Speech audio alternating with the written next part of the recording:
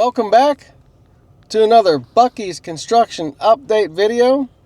Today's Saturday, May 3rd, 2025. We're in Huber Heights, Ohio, across the street from the construction site of Ohio's First Buc-ee's. How's the weather today, Sonia? Well, since we're doing this intro in the car, it's cold and it's rainy. Spring has left for a while. Maybe next week. Yeah, it's about 51 degrees. It's been raining all day. It's going to be a very short video. We popped the drone up for just a couple minutes to take a look and see what's been going on for the last week. Yeah, he got just a small window with light rain. Did a drive-by with the Insta 360. Sonia got her arm a little wet on that one. Yeah, it wasn't that bad. Well, most notably, when we take a look with the drone, you can see that the concrete floor for the retail store has been finished. Other than that, there's really not a whole lot of visible changes from last week, so like I said, it's going to be a quick video, and I don't think there's anything left to say. No. That's going to do it for today. If you liked the video, please give us a thumbs up. Go ahead and subscribe to the channel so you don't miss any of these Buc-ee's construction update videos.